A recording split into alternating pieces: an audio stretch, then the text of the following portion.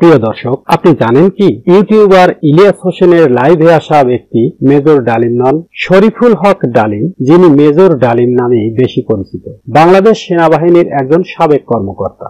1975 সালের 15ই আগস্ট বাংলাদেশের তৎকালীন প্রেসিডেন্ট শেখ মুজিবুর রহমানকে সপরিবারে হত্যার সঙ্গে জড়িত থাকার অভিযোগ রয়েছে তার বিরুদ্ধে।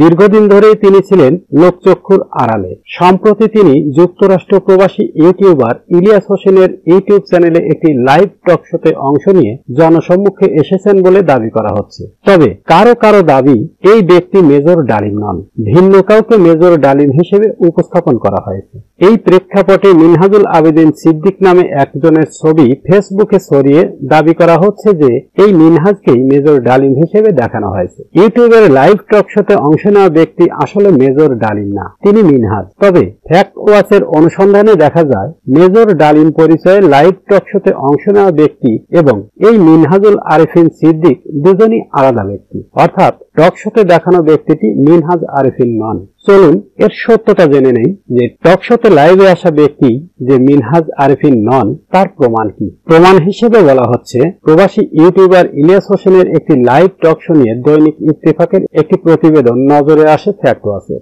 মেজর ডালিমের এক হাতে একটি আঙ্গুল নেই, কি ঘটেছিল? এই শিরোনামে প্রকাশিত প্রতিবেদনটি থেকে জানা যায়, লাইভটির 14 মিনিট 20 সেকেন্ড সময়ে সেই ব্যক্তি মুক্তিযুদ্ধে তার অংশগ্রহণ নিয়ে আলোচনা প্রসঙ্গে বাঁ হাত উঁচিয়ে দেখান। তার বাম হাতের কনিষ্ঠ আঙ্গুলটি নেই। 2019 সাল থেকে সেনাবাহিনীর সঙ্গে ঠিকাদারি ব্যবসায় জড়িত বর্তমানে ঢাকায় বসবাসরত মিনহাজুল বলেন, আমাদের চেহারায় সাদৃশ্য থাকায় আমার আত্মীয় স্বজনরা আমাকে নিয়ে মজা করত।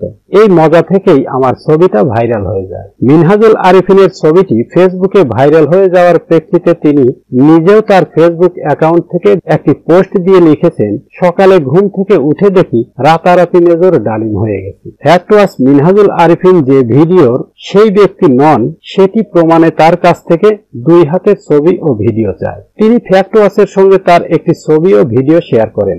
এতে দেখা যায় তার 2 হাতেই সবগুলো আঙ্গুল রয়েছে। হাতের আঙ্গুলের এই তারতম্যই প্রমাণ করে মিনহাজুল আরেফিন ও ভিডিওর ওই ব্যক্তি দুজন এক নন।